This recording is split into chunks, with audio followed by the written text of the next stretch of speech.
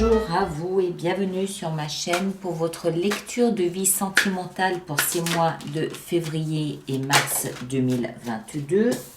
Roi de denier, ça peut être vous.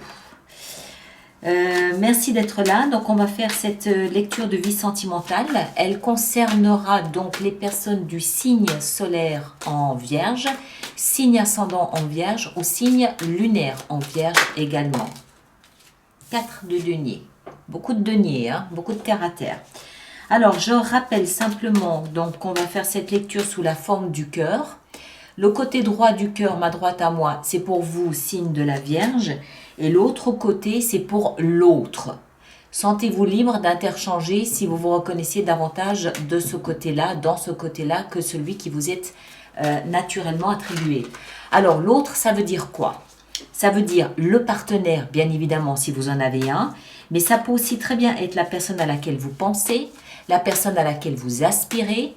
Il peut aussi parfaitement s'agir d'un ami ou d'un membre de la famille avec lequel, en ce moment, les relations sont peut-être un petit peu biscornues. Et le fait de lire cette lecture pour l'autre personne peut vous permettre de comprendre un petit peu mieux où vous en êtes et ce qui se passe dans votre relation avec cette personne. D'accord ? Il y aura bien évidemment une extension à cette lecture.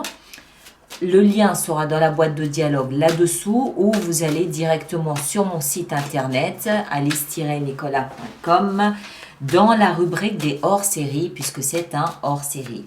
Et à la fin de la lecture d'extension, je vous sortirai encore une petite carte comme ça d'oracle de l'amour universel comme j'en ai l'habitude maintenant. Voilà, ça y est, j'ai tout dit, on peut y aller. Alors, Vierge, signe solaire, ascendant ou lune en Vierge. Le point de départ de votre relation, c'est la reine d'épée. Waouh! Un peu froid. Un peu froid, chacun se protège un petit peu. D'accord? C'est pas forcément l'énergie la plus chaleureuse, la plus aimante qui soit. C'est surtout, il y a surtout une notion de je me protège, je ne m'investis pas trop. Pas parce que je n'aime pas l'autre personne, mais peut-être parce que je proviens d'un espace où j'ai été déjà meurtrie et je suis un peu sur la méfiance, je suis un peu sur mes gardes. Hein. Ça, c'est la relation, le point de départ. Donc, la relation en elle-même, elle est là, elle est établie. Elle avance comme elle a envie d'avancer, mais on se regarde pas en chien de faïence, c'est pas ça. Mais la relation pourrait se développer probablement davantage. Néanmoins, elle attend de voir un petit peu les couleurs qui vont s'annoncer peut-être cet automne, ce printemps.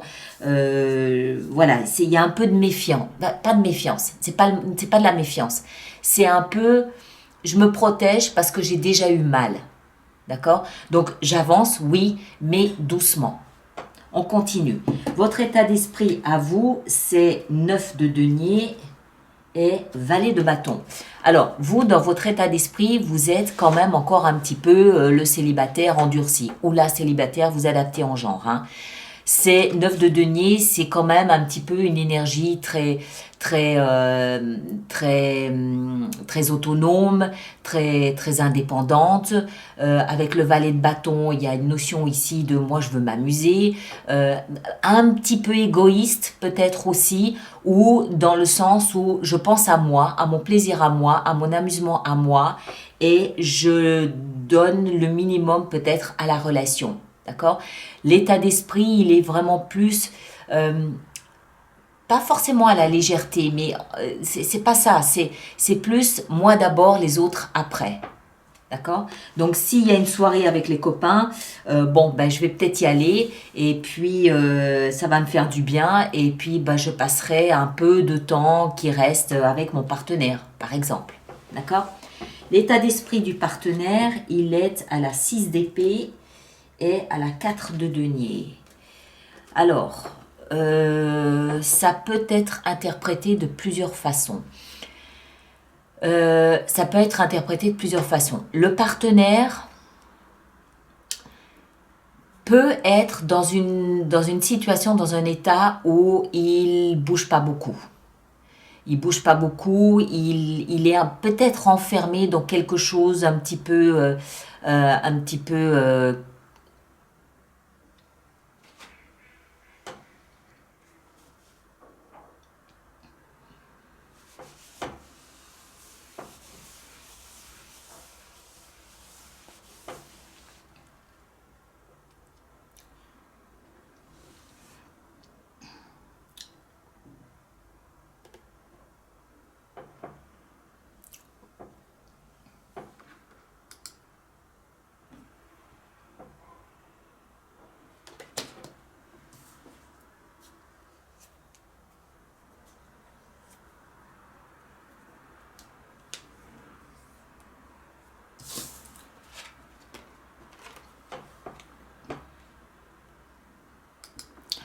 Le partenaire, lui, est probablement, au niveau de son état d'esprit, euh, bloqué dans une espèce de statu quo qu'il ne veut plus, qu'il ne souhaite plus.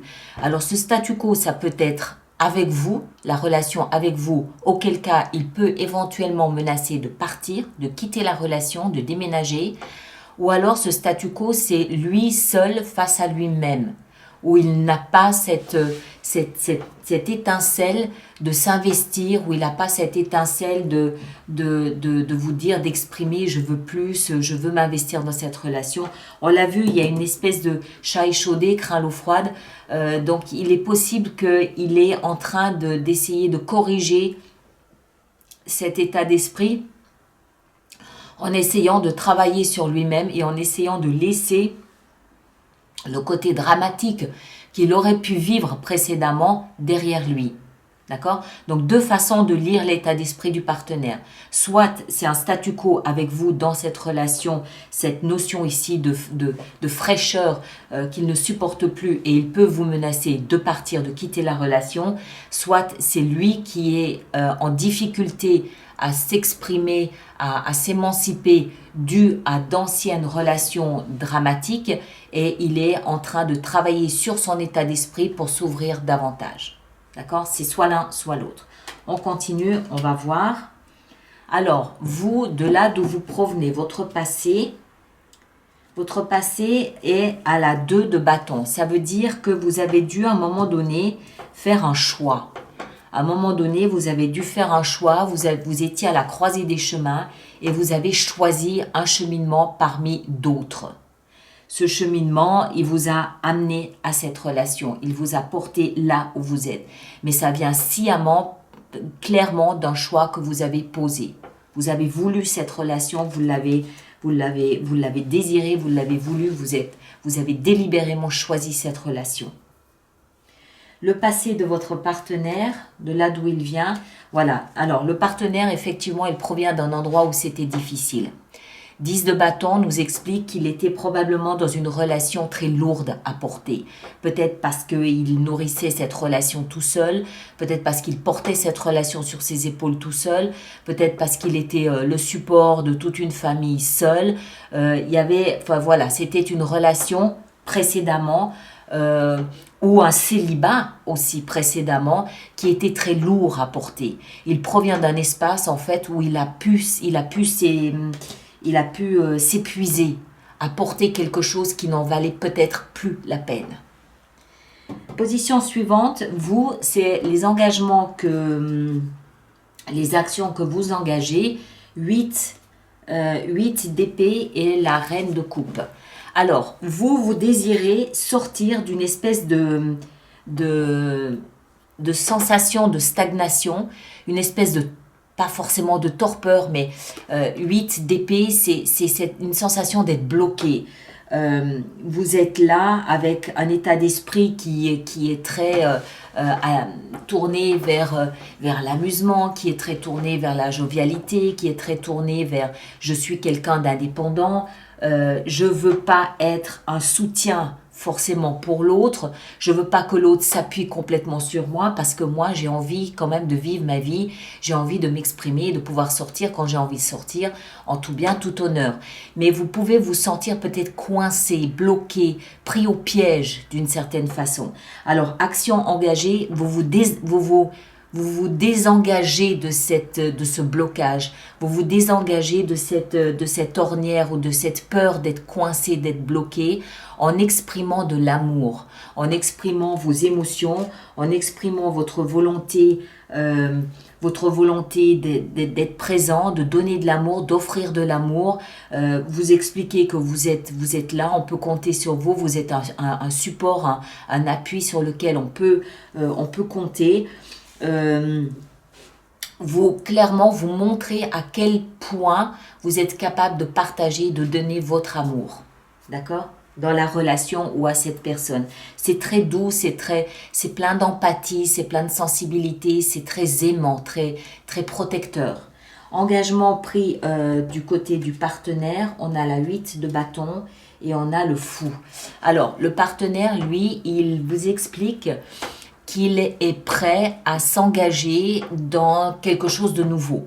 Il est prêt à prendre son envol, il est prêt, il communique beaucoup, hein, il communique beaucoup. Je pense donc du coup ici que c'est quelqu'un qui était conscient d'être coincé. Bon, j'ai coincé dans sa tête, mais c'est pas péjoratif, hein, mais loin de là.